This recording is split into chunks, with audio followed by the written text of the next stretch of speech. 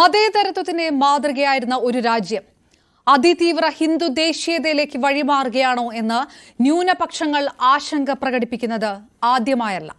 Indian worship act അഥവാ ആരാധനാ നിയമം നോക്കുകുത്തിയാകുന്നു എന്ന് ചോദിക്കുന്നതും ആദ്യമായല്ല.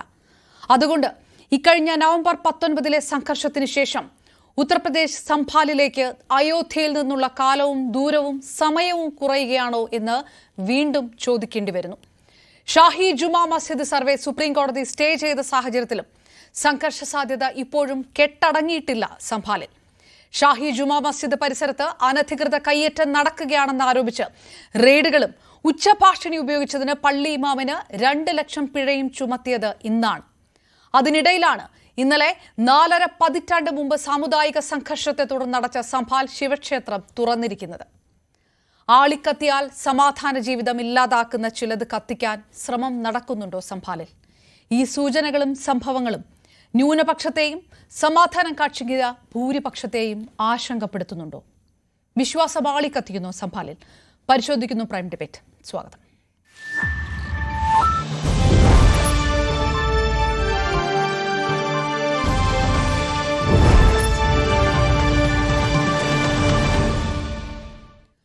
BJP നേതാവ് അഡ്വക്കേറ്റ് VP ശ്രീ പത്മനാഭൻ, മുസ്ലിം ലീഗ് നേതാവ് അഡ്വക്കേറ്റ് ഷാഹുൽ ഹമീദ്, ഒപ്പം സാമൂഹ്യ നിരീക്ഷകൻ ശ്രീ MN കാരശ്ശേരി എന്നിവർ നമുക്കൊപ്പം ചേരുന്നു. ആദ്യം ശ്രീ MN കാരശ്ശേരി, അയോധ്യ ബാബറി മസ്ജിദ് തർക്കം ഏത് തരത്തിലാണ് ഇന്ത്യയെ മാറ്റിമറിച്ചത്? ഇന്ത്യ എങ്ങനെയാണ് മറ്റൊരു ഇന്ത്യയായി മാറിയത് എന്നുള്ളതിലൊക്കെ ചർച്ചകൾ നടന്നുകൊണ്ടിരിക്കുന്ന ഒരു സമയം കൂടിയാണ്. അങ്ങനെ ഒരു പശ്ചാത്തലത്തിൽ സംഭാലിലെ പുതിയ സംഭവ വികാസങ്ങൾ, സംഘർഷത്തിനു ശേഷം സുപ്രീം കോടതി ഇടപെടലിനു ശേഷവും ഇപ്പോഴും നടക്കുന്ന പുതിയ സൂചനകൾ, അത് ഒരല്പമെങ്കിലും ആശങ്ക നൽകുന്നതാണോ? തീർച്ചയായിട്ടും അല്പമല്ല, വളരെയധികം ആശങ്ക ഉണ്ടാക്കുന്ന ഒന്നാണ്. ഈ ഷാഹി ജുമാ മസ്ജിദ് 1526 പണിത ഒരു ദേവാലയമാണ്. ആ കൊല്ലം 3-ാം പാനിപ്പത്ത് യുദ്ധം ജയിച്ച് ബാബർ മുഗൾ വംശം സ്ഥാപിക്കുമ്പോൾ അതിന്റെ 7-ാമത്തെ മാസമാണെന്നാണ് ഞാൻ വായിച്ചത്. അത്രയും പഴക്കമുള്ള പള്ളിയാണ്. അപ്പോ ആ പള്ളി ബാബറുടെ ഉത്തരവ് അനുസരിച്ചാണോ അല്ലേ എന്ന് വ്യക്തമല്ല. അവിടെ അദ്ദേഹത്തിന്റെ ആളുകളാണ് ആ പള്ളി പണിതത്. അദ്ദേഹം 1530 മരിച്ചുപോയി. 1745 ഈ പള്ളിയുടെ പണി നടന്നത്. അവിടെ ഉണ്ടായിരുന്ന ഹരിമണ്ഡൽ എന്നു പേരായ ഒരു ക്ഷേത്രം തകർത്തിട്ട് അതിന്റെ തറയിലാണ് ബാബരി പള്ളിയെപ്പറ്റി ഉണ്ടായ അതേ തരം ഒരു അവകാശവാദം. അപ്പോ ഇതിലുള്ള വളരെ പ്രധാനപ്പെട്ട കാര്യം, നമ്മുടെ പുരാവസ്തു സംരക്ഷണ നിയമം 1904 അനുസരിച്ച് ഇന്ത്യ ഗവൺമെന്റ് സംരക്ഷിക്കുന്ന ഒരു പുരാവസ്തുവാണ് ഷാഹി ജുമാ മസ്ജിദ്. അതിന് 500 കൊല്ലം പഴക്കമുണ്ട്. ആ തരം ഒരു സാധനം, ഒരു സ്ട്രക്ചർ, ഒരു ദേവാലയം, അത് ഏത് മതക്കാരനാണെങ്കിലും അത് ഇവിടുത്തെ പുരാവസ്തു വകുപ്പിന്റെയും ചരിത്രത്തിന്റെയും ഒരു ഇടിവപ്പാണ്. 1745 ഞാൻ വായിച്ചത് ശരിയാണെങ്കിൽ അവിടെ ഹരിമണ്ഡൽ എന്നുള്ള അമ്പലത്തിന്റെ തറയിലാണ്, അത് പൊളിച്ചിട്ടാണ് ഷാഹി ജുമാ മസ്ജിദ് പണിതത്. അപ്പൊ നമുക്കറിയില്ല അത്. അപ്പോ അതൊരു പുരാവസ്തുവാണ്. അത് ഇന്ത്യ ഗവൺമെന്റ് സംരക്ഷിച്ച ഒരു സാധനമാണ് 1904 നിയമം അനുസരിച്ച്. അപ്പൊ ഇത്തരം പല തർക്കങ്ങളുണ്ട്. ഇപ്പൊ ഭൂതകാലം നമുക്ക് തിരുത്താൻ പറ്റില്ലല്ലോ. 1991 ഇന്ത്യ ഗവൺമെന്റ് പാസ്സാക്കിയ ഒരു നിയമമുണ്ട്, ആരാധനാലയ സംരക്ഷണ നിയമം എന്നാണ് അതിന്റെ പേര്. അതനുസരിച്ച് അതിൽ പറയുന്നത് 1947 ആഗസ്റ്റ് 15 ആരൊക്കെ ഏതൊക്കെ ദേവാലയങ്ങൾ കൊണ്ടു നടക്കുന്നുണ്ടോ അതൊക്കെ അങ്ങനെ തന്നെ അത് യഥാസ്ഥിതി നിലനിർത്തുക, സ്റ്റാറ്റസ് കോ മെയിൻറ്റെയിൻ ചെയ്യുക. അങ്ങനെ ഒരു നിയമമുണ്ട്. ആ നിയമത്തിന്റെ ലംഘനമാണ് ഇന്ന് ഉയരുന്ന എല്ലാ അവകാശവാദങ്ങളും. അതിപ്പോ ബാബരി പള്ളിക്ക് ബാധകമാണ്. 1949 തന്നെ നെഹ്റു അടച്ചിട്ട ഒന്നായിരുന്നു ബാബരി പള്ളി. അത് മുസ്ലിങ്ങളുടെയോ ഹിന്ദുക്കളുടെയോ അല്ല, അത് ഈ നാട്ടിലെ പുരാവസ്തു വകുപ്പിൻ്റെതാണ് എന്ന് പറഞ്ഞാൽ അദ്ദേഹം അടച്ചിട്ടത്. 1986 അദ്ദേഹത്തിന്റെ പേരക്കുട്ടി തന്നെയാണ് അത് തുറന്നു കൊടുത്തത്. അപ്പൊ ആ പള്ളി പൊളിച്ചു, അതിന്റെ മുകളിൽ രാമക്ഷേത്രം പണിതു. അപ്പോ തീർച്ചയായിട്ടും എനിക്ക് എന്റെ സങ്കടം എന്താന്ന് വെച്ചാല് ഇന്ത്യയിൽ എന്തെല്ലാം പ്രശ്നങ്ങളുണ്ട്. ഇവിടെ അതിദാരിദ്ര്യത്തിൽ പുലരുന്ന കോടികളുണ്ട്.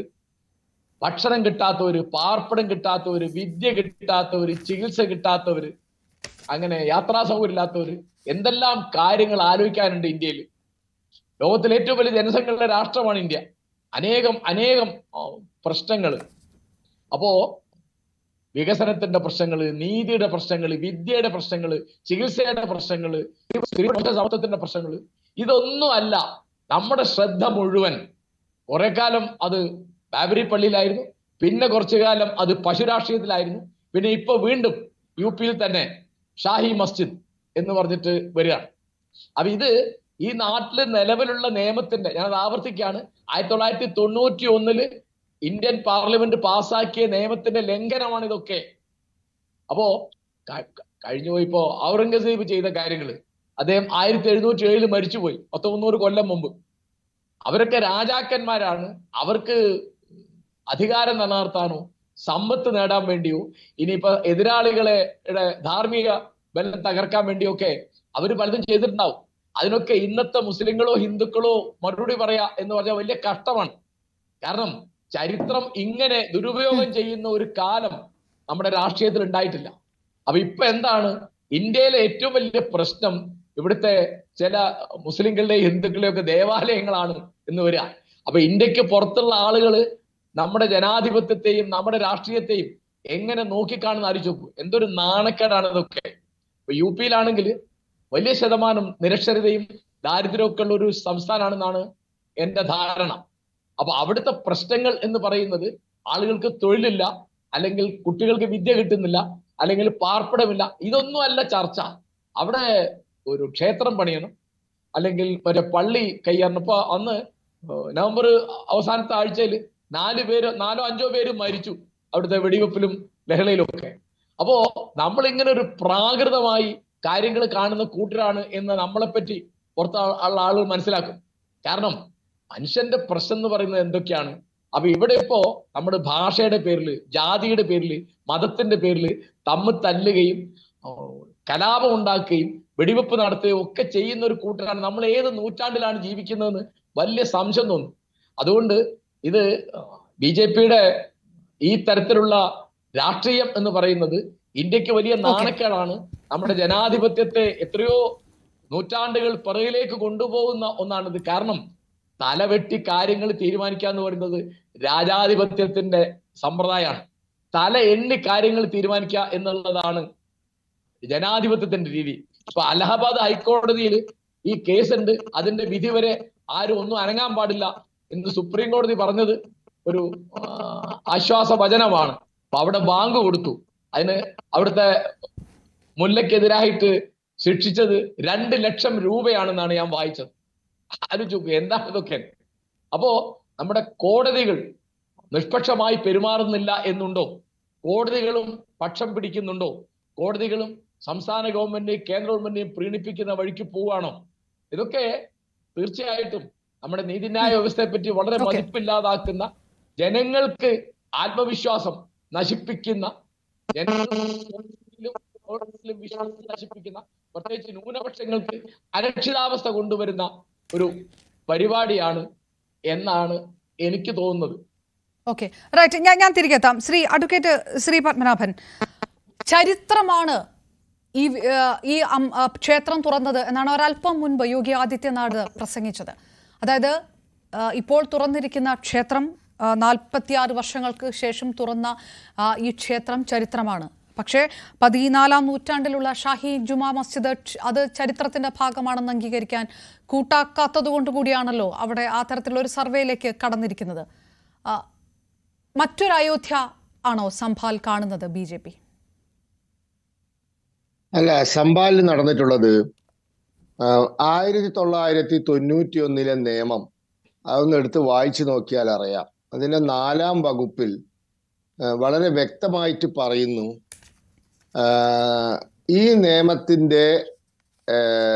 ഈ നിയമം മൂലം നിരോധിച്ച കാര്യം, അതായത് ഒരു ആരാധനാലയത്തിന്റെ സ്വഭാവം മാറ്റാൻ പാടില്ല അത് 1947 ഓഗസ്റ്റ് 15 എന്തായിരുന്നോ അങ്ങനെ തുടരണം.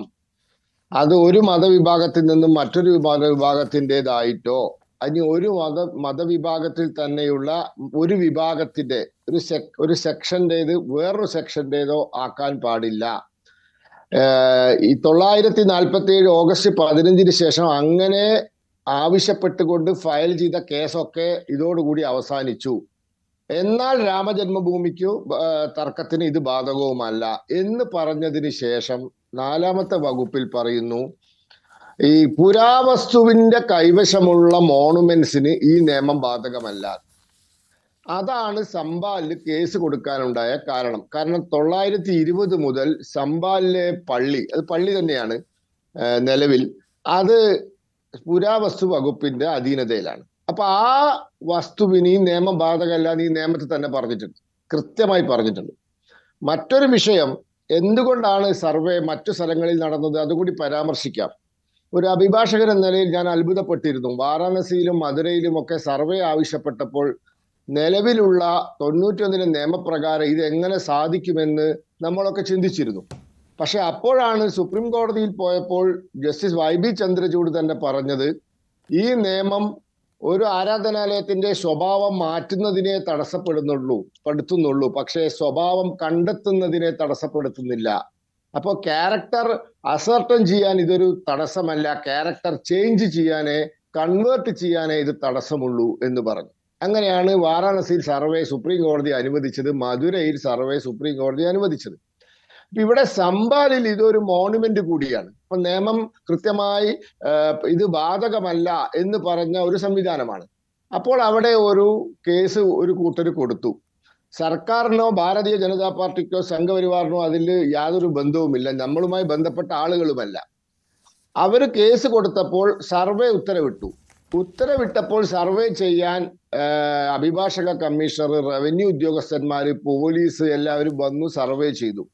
പക്ഷെ 2ാമത്തെ ദിവസത്തെ സർവേന്റെ ഇടയിൽ അവിടുത്തെ നാട്ടുകാരും അവിടുത്തെ ഈ ഉദ്യോഗസ്ഥന്മാരും തമ്മിൽ പ്രശ്നമുണ്ടായി. ഉദ്യോഗസ്ഥന്മാരെ തടയാനും ആക്രമിക്കാനും നാട്ടുകാർ വന്നു. പോലീസ് കണ്ണീർ വാതകം പ്രയോഗിച്ചു, ലാത്തിചാർജ് നടത്തി. പോലീസ് വെടിവെച്ചിട്ടില്ല. പക്ഷേ 4 പേർ വെടിവെപ്പിൽ മരിച്ചു. അവരെ പോസ്റ്റ്മോർട്ടത്തിൽ നിന്ന് മനസ്സിലാക്കിയത് നാടൻ തോക്കുകളിൽ നിന്നുള്ള ഉണ്ട കൊണ്ടിട്ടാണ് അവർ മരിച്ചത് എന്നാണ്. അങ്ങനെ അത് പത്രസമ്മേളനം നടത്തി പോലീസ് കമ്മീഷണർ പറയുകയും ചെയ്തിട്ടുണ്ട്. ഏതായാലും അതിന്റെ അന്വേഷണവും ഫോറൻസിക് പരിശോധനയൊക്കെ നടന്നുകൊണ്ടിരിക്കുകയാണ്. ഇപ്പൊ അവിടുത്തെ പ്രശ്നം എന്താന്ന് വെച്ചാൽ, ഈ വിഷയം ഉണ്ടായതിനു ശേഷം സംബാലിൽ പോലീസ് സംവിധാനവും ജില്ലാ ഭരണകൂടവും വ്യാപകമായ തെരച്ചിൽ നടത്തിയപ്പോഴാണ് ഒരുപാട് അനധികൃത കെട്ടിടങ്ങൾ നിർമ്മിച്ചിരിക്കുന്നതായി കാണുന്നത്. ഭൂമി, അതായത് ഗവൺമെന്റ് ഭൂമി കയ്യേറിയും റോഡ് കയ്യേറിയും ഫുട്പാത്ത് കയ്യേറിയും ഒക്കെ നിർമ്മിച്ച കെട്ടിടങ്ങൾ ഓരോന്നായി അവർ പൊളിച്ചു നീക്കി. ആ സമയത്ത് 978 അവിടെ ഒരു വർഗീയ കലാപം ഉണ്ടായിരുന്നു. ആ വർഗീയ കലാപം ഉണ്ടായപ്പോൾ ഒരു പ്രത്യേക സ്ഥലത്ത് ന്യൂനപക്ഷമായിരുന്ന ഹിന്ദുക്കൾ ആ സ്ഥലത്ത് നിന്നും അവര് വസ്തുവകകൾ വിറ്റിട്ട് അവർ വേറെ സ്ഥലത്തേക്ക് മാറിപ്പോയി. അങ്ങനെ മാറിപ്പോയ സ്ഥലത്ത് ഒരു പഴയ ക്ഷേത്രം ഉണ്ടായിരുന്നു. അത് ആരൊക്കെയോ അതിന്റെ മുകളിൽ ചില അനധികൃത നിർമ്മാണമൊക്കെ നടത്തി അതിന്റെ മുൻഭാഗമൊക്കെ അടച്ചിരുന്നു. അതൊക്കെ പൊളിച്ചു നീക്കിയപ്പോൾ, അനധികൃത നിർമ്മാണങ്ങളൊക്കെ പൊളിച്ചു നീക്കിയപ്പോൾ ഈ ക്ഷേത്രം മുന്നിലേക്ക് വന്നു. അതാണ് ഇപ്പോൾ അവിടെ ഒരു ക്ഷേത്രം പ്രത്യക്ഷപ്പെട്ടത്. പിന്നെ ഒരു ഫൈന് വിളിച്ചത്, അതുമായി ബന്ധപ്പെട്ടിട്ട് വാങ്ക് വിളിച്ചതിനല്ല ഫൈന് വിളിച്ചിരിക്കുന്നത്.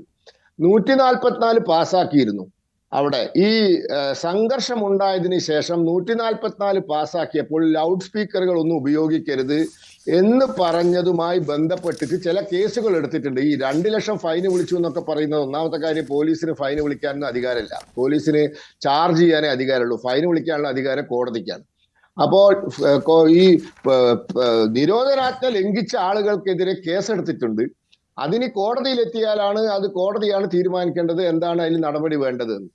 അപ്പൊ ഇത് 991 നിയമത്തിലെ 2 ലൂപ്ഹോളുകൾ. ഒന്ന്, ആ നിയമം തന്നെ പ്രത്യക്ഷത്തിൽ ഈ നിയമം പുരാവസ്തു വകുപ്പിന്റെ കീഴിലുള്ള കെട്ടിടങ്ങൾക്ക് ബാധകമല്ല എന്ന് പറഞ്ഞതുകൊണ്ടും, മറ്റൊന്ന് YB ചന്ദ്രചൂഡ് തന്നെ ഈ സ്വഭാവം മാറ്റുന്നതിനെ ഈ നിയമം എതിർക്കുന്നുള്ളൂ, സ്വഭാവം കണ്ടെത്തുന്നതിനെ എതിർക്കുന്നില്ല എന്ന് പറഞ്ഞത് കൊണ്ടാണ് ഈ ഹർജികളൊക്കെ ഇപ്പൊ കോടതിയിലെത്തിയിരിക്കുന്നത്. അപ്പോ അതൊരു നിയമപ്രശ്നമാണ്. ഇപ്പൊ ആ നിയമം തന്നെ ചോദ്യം ചെയ്ത് ആരൊക്കെയോ കോടതിയിൽ പോയപ്പോൾ കോടതി തൽക്കാലം പറഞ്ഞത് ഈ നിയമവുമായി ബന്ധപ്പെട്ട ഹർജികൾ തീരുമാനിക്കുന്നത് വരെ ഇത്തരത്തിലുള്ള ഒരു ഹർജികളിൽ ഒരു നടപടി എടുക്കണം. ശരി, അഡ്വക്കേറ്റ് ശ്രീ പത്മനാഭൻ, കോടതിയിൽ ഒരു ഹർജി വരുന്നു, ആ ഹർജി അനുസരിച്ചുള്ള കാര്യങ്ങൾ കോടതി ആവശ്യപ്പെടുന്നു, അത് നടപ്പാക്കുന്നു. ഇതിൽ യാതൊരു ബന്ധവുമില്ല സർക്കാരിന്, യു പി സർക്കാരിന്, BJPക്ക്, വിശ്വ ഹിന്ദു പരിഷത്തിന്, സംഘപരിവാറിന് ഒരു ബന്ധവുമില്ല എന്ന് പറയുന്നിടത്ത് ഹരിശങ്കർ ജെയിൻ, അഭിഭാഷകനായിട്ടുള്ള ഹരിശങ്കർ ജെയിൻ ഈ ഹർജി കൊടുക്കുമ്പോൾ സർക്കാർ വക്കീല് ഒരു വാക്കുകൊണ്ട് പോലും ഈ ഹർജിയെ എതിർത്തതേയില്ല. ഒരു വശത്ത് ഹരിശങ്കർ ജെയിൻ സംഭാൽ വിഷയങ്ങളടക്കമുള്ളതിൽ, കാശി വിഷയങ്ങളിൽ, ഡൽഹിയിൽ കുത്തബ് മിനാർ ഹർജി, ആഗ്രയിൽ താജ്മഹൽ അടക്കമുള്ള എല്ലാ ഹർജിയും കൊടുത്തിട്ടുള്ള അഭിഭാഷകൻ, ബാബറി മസ്ജിദ് കേസിൽ നിർണായകമായിട്ടുള്ള പങ്ക് വഹിച്ചിട്ടുള്ള അഭിഭാഷകൻ. ഇതിനെല്ലാം പുറമെ അദ്ദേഹം തന്നെ പറയുന്നുണ്ട്, ഇന്ത്യൻ എക്സ്പ്രസിൽ നൽകിയ അഭിമുഖത്തിലൊക്കെ പറയാണ്, തനിക്ക് ഇങ്ങനെ ഈ സംഭാൽ പള്ളിയെക്കുറിച്ചുള്ള വിവരം, ഇത് ഒരു പഴയ ക്ഷേത്രമായിരുന്നു എന്നുള്ള ഇത് വിവരം നൽകിയത് ഋഷിരാജ് ഗിരിയാണ് എന്ന് പറയുന്നു. ഋഷിരാജ് ഗിരി ഇന്റർനാഷണൽ ഹരിഹർ സേനയുടെ സ്ഥാപകനായിട്ടുള്ള ഋഷിരാജ് ഗിരി, അദ്ദേഹത്തിന് ഹിന്ദു സംഘടനകളുമായും VHPയുമായിട്ടുള്ള ബന്ധമൊക്കെ അല്ലാതെ തന്നെ പുറത്തു വരുന്ന കാര്യങ്ങളുമാണ്. സംഘപരിവാർ സംഘടനകളുമായിട്ട് ഒരു ബന്ധവുമില്ലാത്ത ഒരാളല്ല ഈ ഹർജി കൊടുത്തിരിക്കുന്നത്. മിണ്ടാതെ നിന്ന് ഈ ഹർജി അനുവദിച്ചു കൊടുക്കുകയായിരുന്നു അലഹബാദ് കോടതിയിൽ സർക്കാർ അഭിഭാഷകൻ. അതല്ലാതെ പൊടുന്നനെ വന്ന ഒരു ഹർജിയല്ല ഈ സംഭവിച്ചത്. ഒരു കാലത്ത് ക്ഷേത്രങ്ങൾ പൊളിച്ച് പള്ളിയാക്കിയതെല്ലാം തിരിച്ചതാക്കുക എന്നുള്ളത് തന്റെ ജീവിത ലക്ഷ്യമാണ് എന്ന് ഉറക്കെ എല്ലാ മാധ്യമങ്ങൾക്ക് മുന്നിൽ പറയുന്ന ഒരാളാണ് ഹർജി കൊടുത്തത്. ഇതറിയാത്ത ഒരു സർക്കാരാണോ അവിടെ ഇരിക്കുന്നത്? ആകില്ലല്ലോ.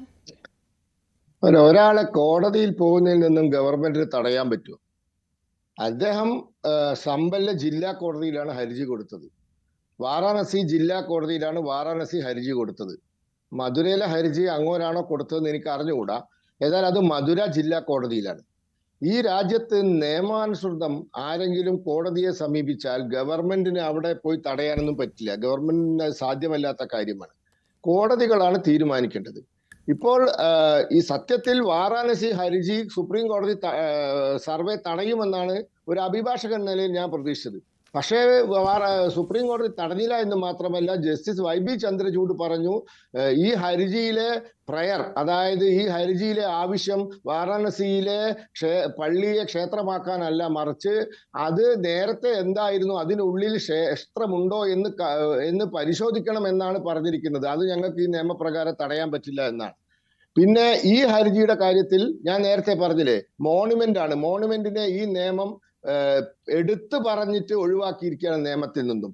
അപ്പോൾ ഗവൺമെന്റിന് ഈ സർക്കാരിനെതിരെ കേസ് കൊടുക്കുന്ന അല്ലെങ്കിൽ മറ്റാവശ്യങ്ങൾക്ക് കേസ് കൊടുക്കുന്ന ആൾക്കാരെ തടയാൻ പറ്റുമോ? ഇപ്പൊ കേരളത്തിൽ സജി ചെറിയാനെതിരെ അന്വേഷണം നടത്തിയിട്ട് ഭരണഘടന എന്താ കുന്തവും കുറച്ചൊക്കറാന്നൊക്കെ പറഞ്ഞ കേസിൽ തെളിവില്ല എന്ന് പറഞ്ഞ് പോലീസ് റിപ്പോർട്ട് കൊടുത്തു.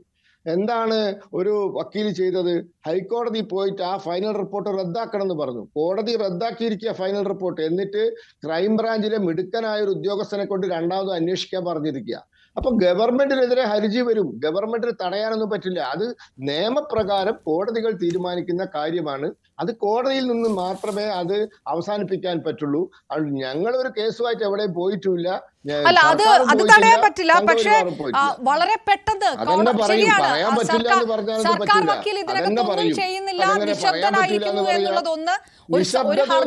സർക്കാരിന്റെ ജോലി ഇതല്ല. ഇതൊരു സിവിൽ ഡിസ്പ്യൂട്ടാണ്. This is a civil dispute. ഈ ഹർജി കൊടുത്ത ആൾക്കാർക്കും ഈ ഹർജി കൊടുത്തവർക്കും സംഘപരിവാറുമായിട്ട് ഒരു ബന്ധവുമില്ലാത്ത ഒരാളാണ്. നിങ്ങളൊക്കെ മനസ്സിലാക്കേണ്ട ഒരു കാര്യം, ഇപ്പൊ വലിയ പ്രമാദമായ അയോധ്യ കേസ് ഉണ്ടല്ലോ, it is a civil dispute. ഒരു സിവിൽ ഡിസ്പ്യൂട്ടാണ്. സിവിൽ സ്വഭാവമുള്ള ഹർജിയിൽ ഗവൺമെന്റിന് എന്ത് റോള്? ഒരു ക്രിമിനൽ സ്വഭാവമുള്ള ഹർജിയിലാണ് സർക്കാരിനെ പോലീസിനെ പാർട്ടിയാക്കുക. ഒരു സിവിൽ സ്വഭാവം ഗവൺമെന്റിന്റെ അടുത്തുനിന്ന് അവരൊന്നും ആവശ്യപ്പെടുന്നില്ല. കോടതി അഡ്വക്കേറ്റ് കമ്മീഷണറെ വെച്ചിട്ട് സർവേ നടത്താനാണ് പറയുന്നത്. അതിന് പോലീസ് പ്രൊട്ടക്ഷൻ കൊടുക്കാൻ അഡ്വക്കേറ്റ് കമ്മീഷണർ ഒറ്റയ്ക്ക് പോയാൽ അവിടെ കലാപം ഉണ്ടാവും. അപ്പൊ പോലീസ് പ്രൊട്ടക്ഷൻ കൊടുക്കേണ്ടത് കോടതി ആവശ്യപ്പെട്ടാൽ കോടതിയോട് ചോദിക്കണം. കഴിയുകയില്ല. സ്വാഭാവികമായിട്ടും അതിൽ കോടതിയിലല്ലാണ്ട് പിന്നെ പക്ഷപാതം പറയാനും കഴിയില്ല. ഓഫീസിൽ പോയിട്ടാ യെസ്, ഞാൻ തിരികെ എത്താം ശ്രീ പത്മനാഭൻ. ശ്രീ അഡ്വക്കേറ്റ് ഷാഹുൽ ഹമീദ്, നിയമത്തിന്റെ വഴിക്ക് പോകും എന്ന് പറയുന്ന രാജ്യമാണ്. അതുകൊണ്ട് ജുഡീഷ്യറിയെ മാനിക്കാതെ കഴിയുകയില്ല.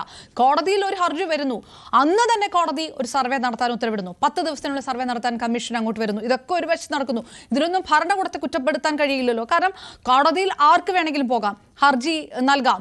നടപടി എടുക്കേണ്ടതും എടുക്കേണ്ടാത്തതും കോടതിയാണ്. കോടതിയുടെ ഭാഗം നടപടി ഉണ്ടാകുന്നു. ഭരണകൂടത്തിന്റെ കൈകൾ ശുദ്ധമാണ്. പിന്നെ അതൊരു വശത്ത് നടക്കുമ്പോൾ പഴയ ഒരു ക്ഷേത്രത്തിന്റെ ശേഷിപ്പുകൾ കണ്ടെത്തുന്നു. ഒരു കല്ലേറ് അങ്ങോട്ടും പോയി, അതുകൊണ്ട് അവിടെ പരിശോധന നടക്കുന്നു എന്ന് പറയുന്നു. ആ പരിശോധനയിൽ പഴയ വിഗ്രഹങ്ങൾ കണ്ടെത്തുന്നു. അത് ഒരു പുതിയ ഒരു ക്ഷേത്ര സംസ്കാരം കൂടി അവിടെ, പഴയ ഒരു ക്ഷേത്ര സംസ്കാരം ഇതാ വീണ്ടും ഉയർത്തെഴുന്നേൽക്കപ്പെട്ടിരിക്കുന്നു എന്ന തരത്തിലുള്ള ഒരു ക്യാമ്പയിനിലേക്ക് കടക്കുന്നു. ഇതെങ്ങനെ നിഷേധിക്കാൻ പറ്റും? രണ്ട് കാര്യമാണല്ലോ. ഇവിടെ സത്യത്തിൽ എന്താന്ന് വെച്ചാൽ ആകെ ഭയത്തോടു കൂടി ജീവിക്കേണ്ട ഒരു സാഹചര്യമാണ്. അപ്പൊ അദ്ദേഹം തന്നെ പറഞ്ഞു, കോടതി എന്താണ് തീരുമാനിക്കണമെന്ന് പറയാൻ പറ്റില്ല, കോടതി തീരുമാനിക്കട്ടെ. ഇപ്പൊ നേരത്തെ ഇവിടെ സൂചിപ്പിച്ചതുപോലെ കോടതികളിൽ നിന്ന് വരെ നീതി ലഭിക്കുന്നില്ലേ എന്നുള്ളൊരു ഭയം ഒരു വിഭാഗം ജനങ്ങളെ ഇപ്പോ തേടി പിടിച്ചുകൊണ്ടിരിക്കുകയാണ്. ഇപ്പൊ നമുക്കറിയാം 1991 നിയമം, ആ നിയമത്തിന്റെ അടിസ്ഥാനത്തിൽ 47 ഓഗസ്റ്റ് മാസം 15-ാം തീയതി, അതാണ് ഒരു കട്ട് ഓഫ് ഡേറ്റ്. അന്ന് അമ്പലമാണെങ്കിൽ അത് അമ്പലമാണ്, അത് പള്ളിയാണെങ്കിൽ അത് പള്ളിയാണ്, അല്ലെങ്കിൽ ചർച്ചാണെങ്കിൽ അത് ചർച്ചാണ്. അതിൻ്റെ മേലെ ബാക്കി ആരും ഒരു പ്രശ്നമായിട്ട് പോകാൻ പാടില്ല എന്ന് വളരെ വ്യക്തമായിട്ട് ഈ രാജ്യത്തെ ഭൂരിപക്ഷം വരുന്ന ഹിന്ദു സമുദായത്തിൽപ്പെട്ട ആ MP-മാര് പാസ്സാക്കിയെടുത്തൊരു നിയമമാണ്. ആ നിയമം ഇവിടെ നിലനിൽക്കുകയാണ്.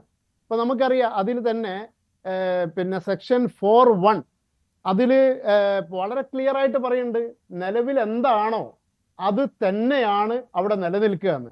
അതുപോലെ തന്നെ 4(2) പറഞ്ഞ നിലവിലെ കേസുകൾ എന്തൊക്കെയാണെങ്കിലും അത് റദ്ദാകും. പുതിയ കേസുകളൊന്നും ഇതിനെപ്പറ്റി കൊടുക്കാനും പാടില്ല.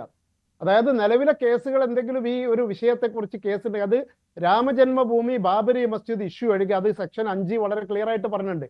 ബാക്കി എല്ലാ കേസിനെ സംബന്ധിച്ചും നിലവിലെ കേസുകളൊക്കെ റദ്ദാവും, പിന്നെ പുതിയ കേസുകളൊന്നും ഇവിടെ കൊടുക്കാൻ പാടില്ല എന്ന് പറഞ്ഞ ഒരു നിയമം, ഇവിടെ പാർലമെന്റ് പാസ്സാക്കിയ നിയമം നിലവിലുണ്ടാകുമ്പോഴാണ് നമ്മുടെ സുപ്രീം കോടതി ചീഫ് ജസ്റ്റിസ് അന്ന് അവിടെ സർവേക്ക്, ഗ്യാൻവാബി മസ്ജിദിൽ ഒരു സർവേക്ക് ഒരു അനുമതി കൊടുത്തത്.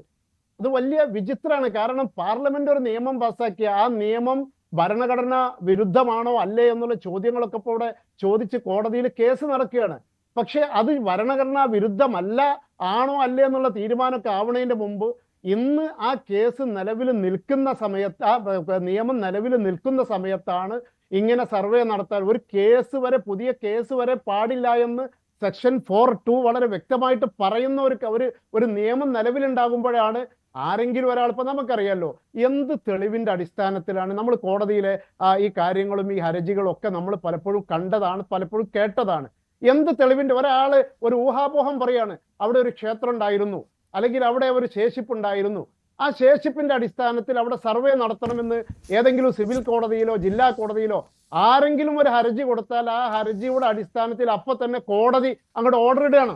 അലഹാബാദ് ഹൈക്കോടതി ഗ്യാൻവാബി മസ്ജിദിന്റെ കാര്യത്തിൽ ഇങ്ങനെ നിയമപ്രശ്നം പറഞ്ഞുകൊണ്ട് അലഹാബാദ് ഹൈക്കോടതിയിൽ അപ്പീൽ പോയപ്പോ അപ്പീൽ കോടതിയും പറഞ്ഞു കാര്യങ്ങളൊക്കെ നടക്കുകയാണ്, കണ്ടില്ലേ, അതിന്റെ ഭാഗമായിട്ടാണ് ഈ റെയ്ഡ് നടക്കുക എന്നൊക്കെ പറയുന്നത്. പരിശോധനയ്ക്കൊക്കെ ശേഷമാണ് ഈ പുറത്തേക്ക് വരുന്ന ചില സന്ദേശങ്ങളുണ്ടല്ലോ, ഇതിനെ പ്രതിരോധിക്കുക എങ്ങനെയായിരിക്കും?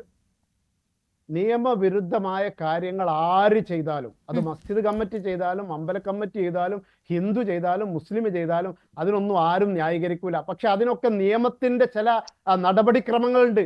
അത് ഇവർ പെട്ടെന്ന് അങ്ങോട്ട് പോയിട്ട് അത് കണ്ടുപിടിച്ചു, അത് അങ്ങനെയാണ് ഇങ്ങനെയാണ് എന്നൊക്കെ പറഞ്ഞിട്ട് ഇവർ ഫൈൻ, ഈ 2 ലക്ഷം രൂപ ഫൈൻ തീരുമാനിക്കാൻ യോഗി ഗവൺമെന്റിന് എന്താണ് അധികാരം? അത് അവർക്ക് അങ്ങനെ മോഷണം കണ്ടെത്തിയിട്ടുണ്ടെങ്കിൽ അതിന് നടപടിക്രമങ്ങളില്ലേ? അതിന് FIR ഇടണ്ടേ? അതിന് അന്വേഷണം നടത്തണ്ടേ? അന്വേഷണം നടത്തിയിട്ട് കോടതിയിൽ കൊടുക്കണ്ടേ? കോടതിയല്ലേ ഫൈൻ തീരുമാനിക്കല്? ഇതൊരു മോശം. ഇപ്പൊ നമുക്കറിയാം, തെഫ്റ്റ്, കേരളത്തിൽ ഇലക്ട്രിസിറ്റി തെഫ്റ്റ് കണ്ടെത്തിയാൽ പോലീസ് പെട്ടെന്ന് ഫൈൻ ഇടലാണോ? അങ്ങനെയാണോ നമ്മുടെ ശരി, നാട്ടിലെ ഞാൻ procedure? ആ ചോദ്യത്തിന് ഇവിടെ ഉത്തരം ഞാൻ പറയട്ടെ, ഇതിൽ ഒരൊറ്റ ആ കാര്യം ചോദ്യത്തിന് മാത്രമേ ഉത്തരം ഞാൻ ഒന്ന് ചോദിച്ചോട്ടെ അഡ്വക്കേറ്റ് ശ്രീ പത്മനാഭൻ. വളരെ പെട്ടെന്ന് എല്ലാം നിയമത്തിന്റെ വഴിക്കാണ് പോകുന്നത്. ഒരു കുറ്റകൃത്യങ്ങളും ഇതുപോലെയുള്ള ഒരു ഏതെങ്കിലും തരത്തിലുള്ള ഡിലേ ഒന്നും വരാത്ത ഒരു സംസ്ഥാനമാണ് ഉത്തർപ്രദേശ് എന്ന് തോന്നുന്നത് ഇങ്ങനെ ചില നിയമ നടപടികളൊക്കെ കാണുമ്പോഴാണ്. അതല്ലാത്തുള്ള ഒരു വലിയ ലിസ്റ്റൊന്നും ഞാൻ പറയുന്നില്ല. പക്ഷേ ഇത്തരം ചില കാര്യങ്ങളിലൊക്കെ കേസെടുക്കുകയും വലിയ തരത്തിലുള്ള ശിക്ഷ നടപ്പാക്കുകയും പിഴ ഈടാക്കുകയും കോടതി കൃത്യമായിട്ട് സർവേ നടത്താൻ ഭരണകൂടം അതിനെല്ലാ സജ്ജീകരണങ്ങളും ചെയ്തു കൊടുക്കുകയൊക്കെ ചെയ്യുന്നത് മറുവശത്ത് ഒരു വിഭാഗം മാത്രമാകുന്നത് കൊണ്ടാണ് എന്നുള്ളൊരു തോന്നൽ സ്വാഭാവികമായിട്ട് തോന്നില്ലേ? അതിനെ കണ്ണടച്ചങ്ങനെ ഇരുട്ടാക്കാൻ കഴിയും? 1997, 8, 9 കാലഘട്ടത്തിൽ ഉത്തർപ്രദേശിൽ BJP ഭരിക്കുമ്പോൾ ഉത്തർപ്രദേശിലെ BJPയുടെ മന്ത്രിസഭയിൽ ഒരു സഹമന്ത്രിയെ പോലീസ് സ്റ്റേഷന്റെ കോമ്പൗണ്ടിൽ വെച്ച് വികാസ് ദൂബെ എന്ന് പറയുന്ന ബ്രാഹ്മണനാണ് അയാൾ. വികാസ് ദൂബെ എന്ന് പറയുന്ന കൊടും ക്രിമിനൽ വെടിവെച്ചു കൊന്നു. എന്നിട്ട് അയാൾ മുങ്ങി. അയാളെ കോടതിയിൽ കേസ് പറയാൻ പോലും പോലീസുകാർ പോലും ധൈര്യം കാണിച്ചില്ല. കാരണം പോലീസ് കോമ്പൗണ്ടിന്റെ ഉള്ളിൽ നിന്നാണ് വെടിവെച്ചു കൊന്നത്. ഒരു മന്ത്രിസഭയിലെ മന്ത്രിയെ. അയാളെ യോഗി ആദിത്യനാഥ് ഗവൺമെന്റ് അധികാരത്തിൽ വന്ന ശേഷം എൻകൗണ്ടർ വന്നിട്ട് വെടിവെച്ചു വന്നല്ലോ. അപ്പൊ അയാൾ മുസ്ലിമാണ്, അയാൾ ബ്രാഹ്മണനാ. അപ്പൊ അവിടെ ജാതി നോക്കിയിട്ടൊന്നല്ല ക്രിമിനലുകൾക്കെതിരെ നടപടിയെടുക്കുന്നത്. പിന്നെ ഈ സാമ്പല്യ വിഷയത്തില് വൈദ്യുതി മോഷണം നടത്തിയത് പള്ളി കമ്മിറ്റിക്കാർ മാത്രമൊന്നല്ല, ഒരുപാട് ആളുകൾ അവിടെ സ്വകാര്യ വ്യക്തികൾ കടകമ്പോളങ്ങൾ നടത്തുന്നവരൊക്കെ വൈദ്യുതി മോഷണം നടത്തിയിട്ടുണ്ട്. അനധികൃത കെട്ടിടങ്ങൾ അത് ഇടിച്ചു നിരത്തണ്ടെന്ന് സുപ്രീം കോടതി പറഞ്ഞിട്ടില്ല. സുപ്രീം കോടതി പറഞ്ഞത് ഒരാൾ ക്രിമിനൽ കേസിൽ പ്രതിയായി എന്നുള്ളത് കൊണ്ട് അയാളുടെ സ്വത്ത് വകകൾ ഇടിച്ചു നിരത്തേണ്ടെന്നാണ്. പക്ഷേ സർക്കാർ ഭൂമി കയ്യേറി, ഫുട്പാത്ത് കയ്യേറി, റോഡ് കയ്യേറി നിർമ്മിച്ച കെട്ടിടങ്ങളൊക്കെ ഇടിച്ചു നിരത്തുമ്പോഴാണ് ഇവരൊക്കെ വൈദ്യുതി കൊളുത്തി വലിക്കുകയാണെന്ന് മനസ്സിലായത്. അതൊക്കെ നീക്കം ചെയ്തു. അതൊക്കെ നീക്കം ചെയ്യാൻ ഗവൺമെന്റിന് അധികാരമില്ലേ? പിന്നെ നിരോധനാജ്ഞ ലംഘിച്ചവർക്കെതിരെ കേസെടുത്തിട്ടുണ്ട്. ഫൈന് വിളിക്കേണ്ടതൊക്കെ കോടതിയാണ്. നിങ്ങൾ പോലീസിന് ഫൈന് വിളിക്കാൻ എഴുതി കൊടുക്കാനേ അധികാരമുള്ളൂ, കേസ് ചാർജ് ചെയ്യാനേ അധികാരമുള്ളൂ. അപ്പം ഈ വൈദ്യുതി മോഷണമൊക്കെ നീക്കം ചെയ്തു. അത് ചെയ്ത ആൾക്കാർക്കെതിരെ UP ഇലക്ട്രിസിറ്റി നിയമപ്രകാരം കേസെടുത്തിട്ടുണ്ട്. അതുപോലെ തന്നെ അവിടെയൊക്കെ ക്ലിയർ ചെയ്തു. കാരണം ഈ വർഗീയ സംഘർഷവും കലാപമൊക്കെ ഉണ്ടാവുമ്പോൾ ഈ ചെറിയ ചെറിയ കടകമ്പോളങ്ങൾ ഈ റോഡ് കയ്യേറി ഉണ്ടാക്കിയതൊക്കെ പോലീസിന്റെയും സർക്കാരിന്റെയും ഒക്കെ വലിയ ശല്യം ചെയ്യുന്നത് കൊണ്ട് റോഡും ഫുട്പാത്തും ഒക്കെ ക്ലിയർ ചെയ്തു. വലിയ ബിൽഡിങ്ങുകളൊന്നും ഇടിച്ചു നിരത്തിയിട്ടില്ല. ഈ കടകമ്പോളങ്ങളുടെയും വീടുകളുടെയും മുമ്പിലേക്ക് എക്സ്റ്റെൻഡ് ചെയ്ത് കെട്ടിയിരിക്കുക. അതിന്റെ വീഡിയോ നിങ്ങൾക്ക് കാണാം. അത് ഈ JCB വന്നിട്ട് ഈ കയ്യേറി കെട്ടിയിരിക്കുന്ന വരാന്തകള്, അതുപോലെ തന്നെ ഷീറ്റിട്ട് കെട്ടിയിരിക്കുന്ന എക്സ്റ്റൻഷൻ ഒക്കെ നീക്കം ചെയ്യുകയാണ് ചെയ്യുന്നത്. സർക്കാർ സ്ഥലത്ത് കെട്ടിയ കെട്ടിടങ്ങളും അതിന്റെ ഭാഗങ്ങളും ഒക്കെ നീക്കം ചെയ്തതാണ്. ഇതൊക്കെ സർക്കാർ ചെയ്യും. പിന്നെ ഒരു സ്ഥലത്തൊരു വിഷയം ഉണ്ടാകുമ്പോൾ, പ്രശ്നം ഉണ്ടാകുമ്പോഴാണ് ഗവൺമെന്റിന്റെ ശ്രദ്ധ അങ്ങോട്ട് പോവുക. അങ്ങനെ അപ്പോഴാണല്ലോ അവിടേക്ക് പോലീസും റവന്യൂ അധികാരികളും കളക്ടറും മജിസ്ട്രേറ്റൊക്കെ പോയിട്ട് കാര്യങ്ങൾ വീക്ഷിക്കുക. അപ്പോഴാണല്ലോ ഇതൊക്കെ ശ്രദ്ധയിൽപ്പെടുക. അപ്പൊ ഇതൊക്കെ ഒരു സ്വാഭാവികമായി സംഭവിക്കുന്നതാണ്.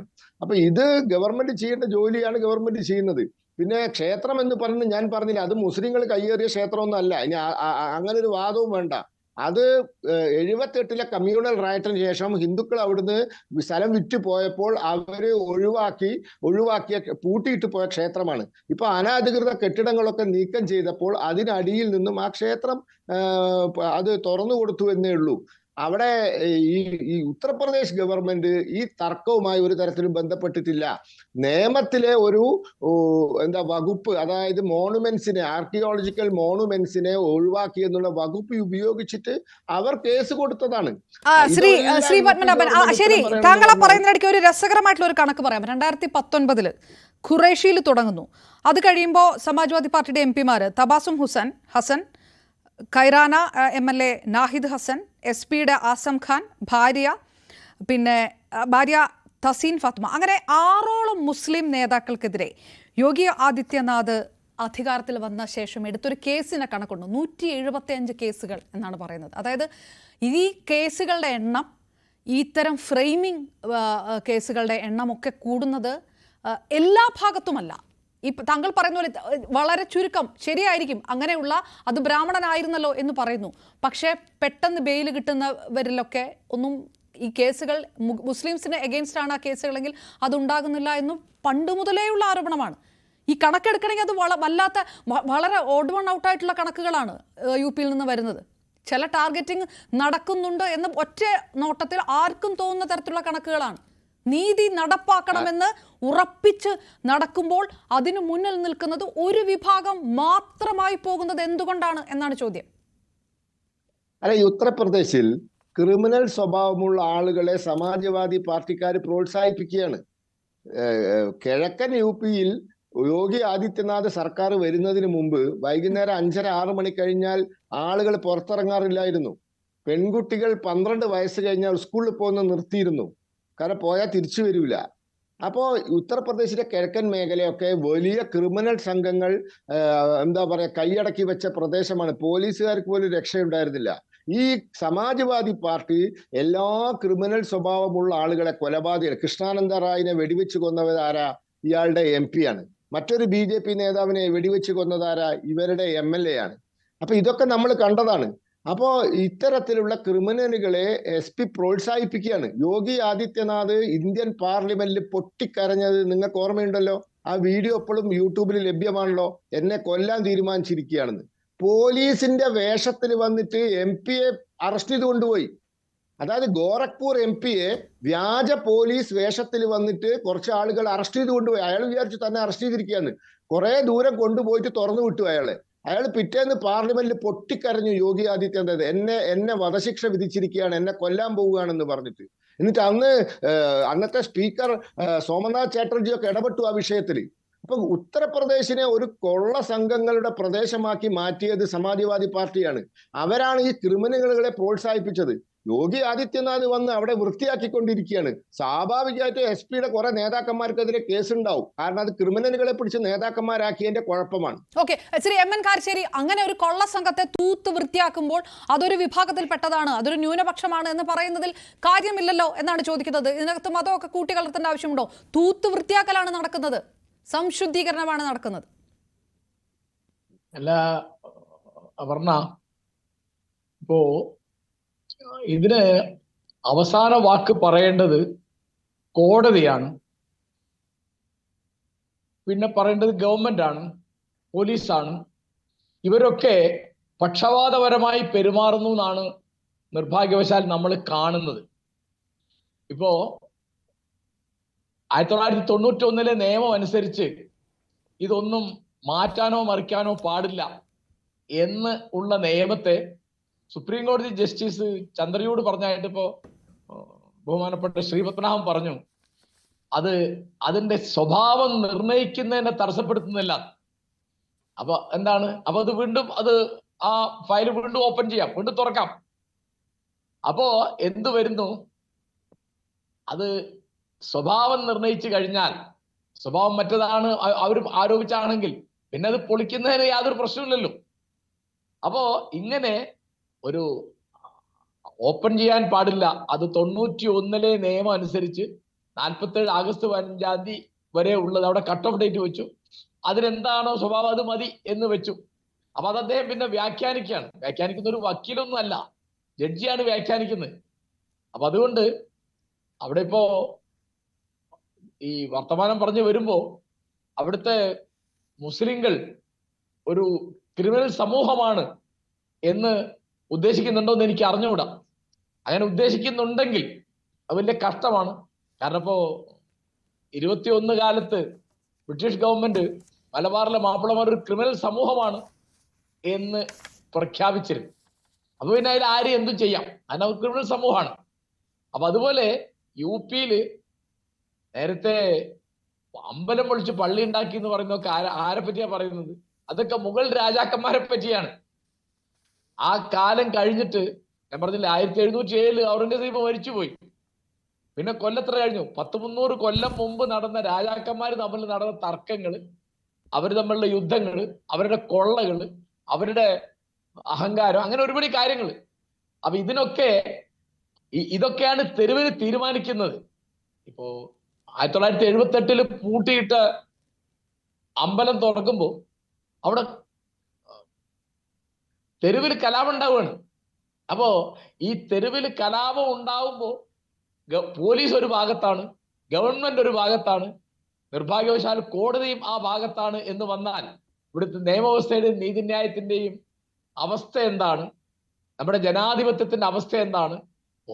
ഒരു ജനാധിപത്യത്തിന്റെ പ്രധാനപ്പെട്ട ഉത്തരവാദിത്വം അതിലെ ദുർബല വിഭാഗങ്ങളെ, ന്യൂനപക്ഷങ്ങളെ ഒക്കെ സംരക്ഷിക്കുക എന്നുള്ളതാണ്. അപ്പോ അതില്ലാതെ അവരെ എല്ലാ അർത്ഥത്തിലും ടാർഗറ്റ് ചെയ്യുന്ന രീതിയിലാണ് യു പിയിൽ കാര്യങ്ങൾ പോകുന്നതെന്നാണ് നമുക്ക് കണ്ടാൽ മനസ്സിലാവുക. അപ്പോ അവിടുത്തെ ക്രിമിനലുകളൊക്കെ മുസ്ലിങ്ങളാണ്, അല്ലെങ്കിൽ മുസ്ലിങ്ങളൊക്കെ ക്രിമിനലുകളാണ് എന്ന തരത്തിൽ ഒരു സമവാക്യം ഉണ്ടാക്കി കഴിഞ്ഞാൽ പിന്നെ എന്തു ആവാം. അത് ന്യൂനപക്ഷങ്ങളുടെ അരക്ഷിതാവസ്ഥ ഒരുപക്ഷെ ഏറ്റവും കൂടുതൽ അനുഭവിക്കുന്ന സംസ്ഥാനം യു പി ആയിരിക്കാം എന്നേ എനിക്ക് പറയാനുള്ളൂ. ഓക്കെ, അഡ്വക്കേറ്റ് ഷാഹുൽ ഹമീദ്, നേരത്തെ അഡ്വക്കേറ്റ് ശ്രീ പത്മനാഭൻ പറഞ്ഞ വിഷയത്തിനകത്ത് ചില പോയിന്റുകൾ, അത് ജുഡീഷ്യറി എടുക്കുന്ന നിലപാടുകൾ, 1991 വർഷിപ്പ് ആക്ടിനകത്ത് പറയുന്ന 4-ാം ഭാഗം, അതായത് ഇതൊരു ആർക്കിയോളജിക്കൽ മോണുമെന്റ് കൂടിയായതുകൊണ്ടുള്ള ചില വിഷയങ്ങൾ, അതിനുശേഷം ഇപ്പോൾ നടക്കുന്ന സംഭവങ്ങൾ, ഇത് എല്ലാം പലതാണ്. പക്ഷെ എല്ലാത്തിനും തമ്മിൽ കണക്ഷനുണ്ട്. പക്ഷെ അതിനെല്ലാം നിയമപരമായിട്ട് നിലനിൽപ്പുമുണ്ട്. അപ്പോൾ നിയമപരമായിട്ട് നിലനിൽപ്പുള്ള ഒരു വിഷയമാണ്. അത് ആ ഭരണകൂടത്തിന് പലതരത്തിൽ മുന്നോട്ട് കൊണ്ടുപോകാൻ കഴിയും. ഒപ്പം വലിയ രീതിയിലുള്ള ആൾക്കൂട്ടം വരുമ്പോൾ, കുംഭമേളയുടെയൊക്കെ വലിയ ആൾക്കൂട്ടത്തിനിടയിലാണ് ഇത് നമ്മുടെ ചരിത്രമാണ് എന്ന് യോഗി ആദിത്യനാഥ് പറയുന്നത്. വൈകാരികമായിട്ട് അതിൽ അവകാശപ്പെടാനും കഴിയും, അത് അവരുടെ രാഷ്ട്രീയമാണ്. പക്ഷെ മറുവശത്ത് നിയമപരമായി പ്രതിരോധിക്കുക, നിയമപരമായി പോരാട്ടം നടത്തുക. എന്താണ് നിയമപരമായി പോരാട്ടം നടത്തിയിട്ട് സംഭവിച്ചത് എന്നുള്ളതിന് അയോധ്യ മുന്നിൽ നിൽക്കുന്നുണ്ട്. അല്പം ആശങ്കപ്പെടുത്തുന്ന കാര്യമാണ്. എന്താണ് ഇതിനൊരു പരിഹാരം, എങ്ങനെ കണ്ടെത്താൻ കഴിയുമെന്നുള്ളത്? അവിടെ 500 കൊല്ലായിട്ട് അവിടെയുള്ള കാരശ്ശേരി മാഷ് പറഞ്ഞതുപോലെ അവിടെ ഉള്ള ഒരു പള്ളിയാണത്. ആ പള്ളിയിൽ അന്ന് മുതൽ ഇന്ന് വരെ ആരാധനകൾ അവിടെ നടക്കുന്നുണ്ട്, അവിടെ ബാങ്ക് വിളിക്കുന്നുണ്ട്. അവിടെ പള്ളിയാണ് എന്നുള്ള കാര്യത്തിൽ യാതൊരു സംശയവുമില്ല. ആ പള്ളിയിലാണ് 91 ആരാധനാലയ സംരക്ഷണ നിയമപ്രകാരം നിലനിൽക്കേണ്ട ആ പള്ളിയിലാണ് പെട്ടെന്നൊരു സിവിൽ കോടതി അവിടെ ഒരു സർവേക്ക് ഉത്തരവിടുകയാണ്. സർവേക്ക് ഉത്തരവിട്ടിട്ട് അന്ന് തന്നെ സർവേ ആളുകൾ വരികയാണ്. പിന്നെ മാത്രമല്ല, ഈ സർവേക്ക് അവിടെ പ്രകോപനം ഉണ്ടായ കാര്യങ്ങളൊക്കെ നമുക്കറിയല്ലോ.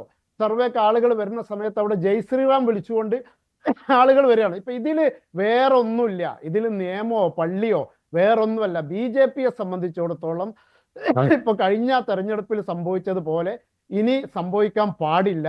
അവർക്ക് മൃഗീയമായ ഒരു ഭൂരിപക്ഷം കിട്ടണം. അതിന് ചെയ്ത കാര്യങ്ങളൊന്നും ഇപ്പോൾ നമ്മുടെ നാട്ടിൽ ജനങ്ങളോട് പറഞ്ഞാൽ മനസ്സിലാവില്ല. നോട്ട് നിരോധനവും ബാക്കി കാര്യങ്ങളൊക്കെ ഉണ്ട്, അതിലേക്കൊന്നും ഞാൻ കടന്നു പോകണില്ല. ഇവിടെ ഒരേ ഒരു മന്ത്രം, ബാബരി മസ്ജിദ് കഴിഞ്ഞു, അത് കഴിഞ്ഞിട്ട് ഇപ്പൊ അവിടെ ഒരു വിധി വന്നു. ആ വിധിയുടെ സ്വഭാവത്തിലേക്കൊന്നും ഞാൻ കടന്നു പോകണില്ല. അവസാനം അതുകൊണ്ട് അവസാനിച്ചല്ലോ, എന്നാലെങ്കിലും സമാധാനത്തോടു കൂടി ഇവിടെ ജീവിക്കാൻ കഴിയല്ലോ എന്ന് വിചാരിച്ചിട്ട് ഒരു സമൂഹം അടങ്ങി നിന്നു. അപ്പോൾ അടുത്തത് തുടങ്ങി, അവിടെ ഗ്യാൻവാബി മസ്ജിദ് തുടങ്ങി. ഇപ്പൊ നിലവിൽ 10 പള്ളികൾക്കെതിരെ 18 കേസുകളാണ് ഇന്ത്യയുടെ വിവിധ കോടതികളിൽ ഇപ്പൊ ഇതുപോലെ കേസ് കൊടുത്തിരിക്കുന്നത്. 18 കേസുകൾ ഇപ്പൊ നിലവിലുണ്ട് 10 പള്ളികൾക്കെതിരായിട്ട്. അപ്പൊ ഇതങ്ങനെ നിരന്തരം തുടരും. ഒരു ബാബരി മസ്ജിദ് പോയാൽ ഒരു ഗ്യാൻവാബി മസ്ജിദ് വരും, അത് കഴിഞ്ഞാൽ ഒരു ഷായി മസ്ജിദ് വരും, അതും അവസാനിച്ചാൽ വേറെ മധുരയിലെ പള്ളി വരും, അതും അവസാനിച്ചാൽ വേറെ പള്ളി വരും. ഇത് നിരന്തരം രാഷ്ട്രീയമായി ധ്രുവീകരണം ഉണ്ടാക്കി അതിലൂടെ അധികാരം നിലനിർത്തുവാൻ വേണ്ടി BJPയുടെയും RSSന്റെയും ഒരു ഹിഡൻ അജണ്ടയാണ്. അതിലൊന്നും യാതൊരു സംശയമില്ല. നേരത്തെ നമ്മുടെ പത്മനാഭൻ വക്കീൽ ഇവിടെ പറഞ്ഞു, അവിടെ ഒക്കെ പിന്നെ അനധികൃതമായി കയ്യേറിയ ആ സ്ഥലങ്ങളാണ് അവിടെ ഇപ്പൊ പോലീസ് വന്ന് പൊളിച്ചുകൊണ്ടിരിക്കുന്നത്, അല്ലെങ്കിൽ അവിടെ ജില്ലാ ഭരണകൂടം പൊളിച്ചുകൊണ്ടിരിക്കുന്നത്. അതിനാണ് 2 ആഴ്ച മുമ്പ് സുപ്രീം കോടതി വളരെ വ്യക്തമായി അസന്ദിഗ്ധമായി യാതൊരു സംശയമില്ലാത്ത രൂപത്തിൽ മറുപടി പറഞ്ഞത്. എന്താ സുപ്രീം കോടതി പറഞ്ഞത്? ഏതൊരു ഭൂമിയും വർഷങ്ങളായിട്ട് അവിടെ താമസിക്കുക, വർഷങ്ങളായിട്ട് അവിടെ വീടുണ്ട്, വർഷങ്ങളായിട്ട് അവിടെ കെട്ടിടമുണ്ട്. ഈ നിർമ്മാണങ്ങളൊക്കെ വർഷങ്ങൾക്ക് മുമ്പുണ്ടാക്കിയതാണ്. ആ വർഷങ്ങൾക്ക് മുമ്പുണ്ടാക്കിയ നിർമ്മാണങ്ങൾ പൊളിക്കണമെങ്കിൽ ഒരു നോട്ടീസ് നിയമപരമായി കൊടുക്കണം, അത് നിർബന്ധമാണ്. 15 ദിവസം അവർക്ക് മറുപടി പറയാൻ സമയം കൊടുക്കണം, അത് നിർബന്ധമാണ്. എന്നിട്ട് അവർക്ക് കേൾക്കാനുള്ളത് കേൾക്കണം, അത് നിർബന്ധമാണ്.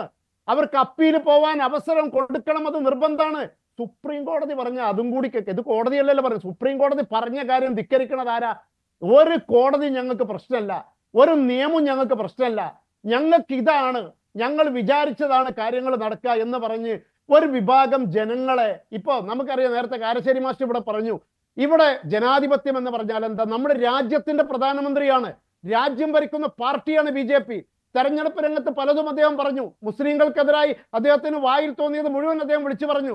പക്ഷേ നമ്മുടെ ഒരു രാജ്യം, നൂറ്റാണ്ടുകളുടെ പാരമ്പര്യമുള്ള ഒരു രാജ്യം, ഹിന്ദുക്കളും മുസ്ലിങ്ങളും ഒന്നിച്ച് ജീവിക്കുന്ന ഒരു രാജ്യം, സമാധാനത്തോടു കൂടി ആളുകൾ ജീവിക്കുന്ന ഒരു രാജ്യം, ആ രാജ്യത്ത് ന്യൂനപക്ഷ വിഭാഗത്തിൽപ്പെട്ട ആളുകൾക്ക് ഇവിടെ ജീവിക്കാൻ ഭയമാണ് എന്ന് വരുത്തി തീർക്കുന്നത് ഒരു ജനാധിപത്യ സംവിധാനത്തിന് ഭൂഷണമാണോ എന്ന് BJPയുടെ നേതാക്കന്മാർ ചിന്തിക്കണം.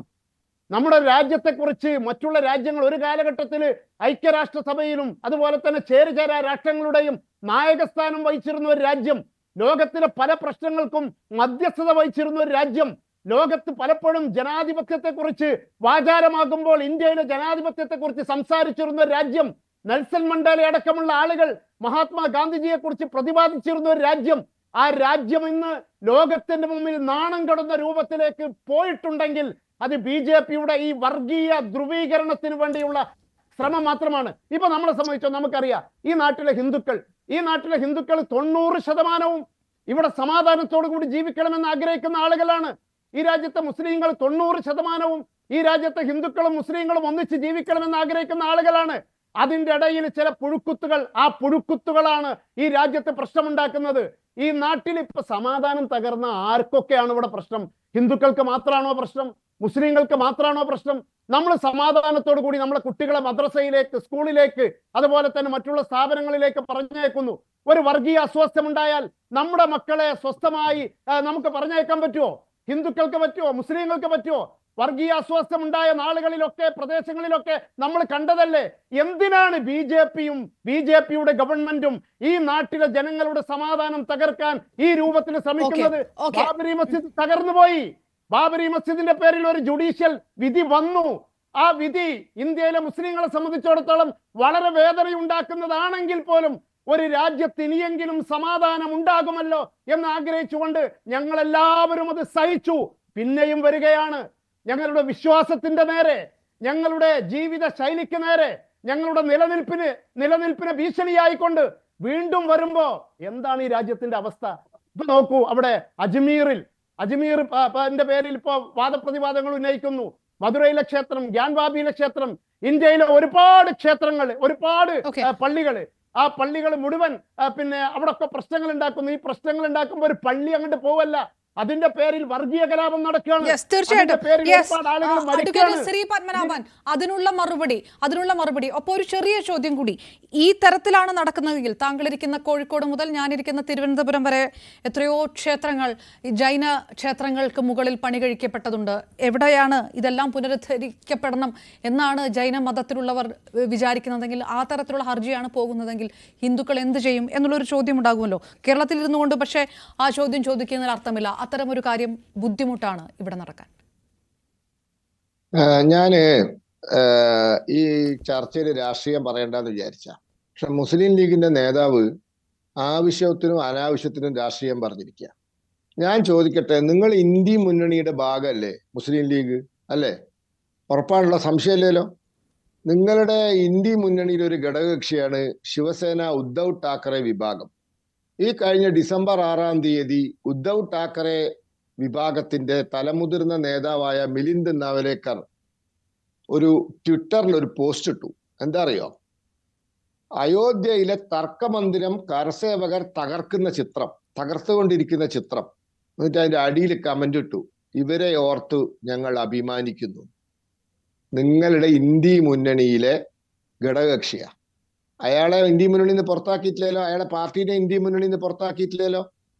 നിങ്ങൾ അതിന്റെ പേരിൽ രാജിവെച്ചിട്ടില്ലല്ലോ ഇന്ത്യ മുന്നണിയിൽ നിന്ന്.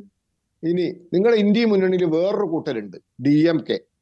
ആ DMKയുടെ നേതാവ് MK സ്റ്റാലിന്റെ ഈ എന്താ പറയാ മകൻ ഉദയനിധി സ്റ്റാലിൻ പരസ്യമായി പ്രസംഗിച്ചു, സനാതന ധർമ്മം ഡെങ്കുവാണ്, മലേറിയയാണ്, അതിനെ ഇറാഡിക്കേറ്റ് ചെയ്യലാണ് ഇന്ത്യ മുന്നണിയുടെ ലക്ഷ്യം.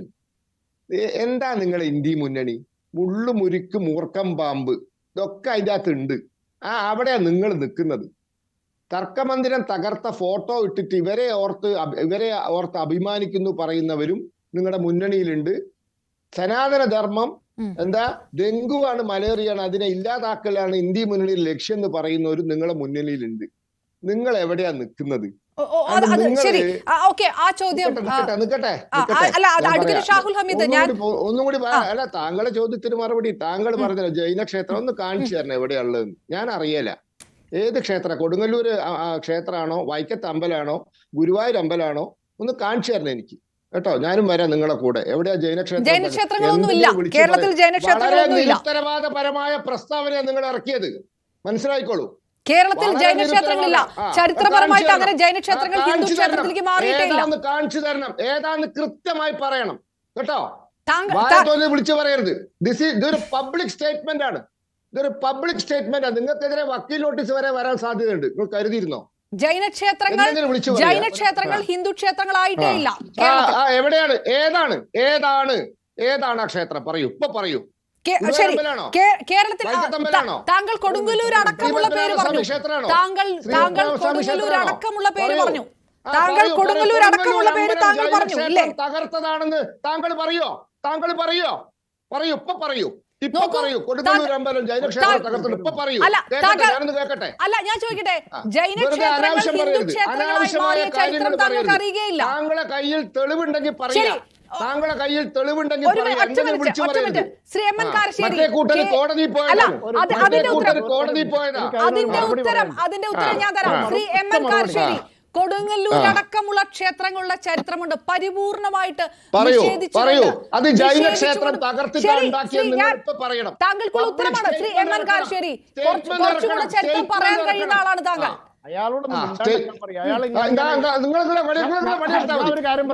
അല്ല, ഇതിനുള്ള ഉത്തരം ശ്രീ എം എൻ കാരശ്ശേരി, ചരിത്രം മുഴുവൻ നിഷേധിച്ചുകൊണ്ട് ശ്രീ പത്മനാഭൻ പറയുമ്പോൾ ശ്രീ എം എൻ കാരശ്ശേരി എന്നെക്കാൾ നന്നായിട്ട് മറുപടി പറയാൻ കഴിയുന്നത് അക്കമിട്ട് താങ്കൾക്കായിരിക്കും. ഒറ്റ സെക്കൻഡ് ശ്രീ,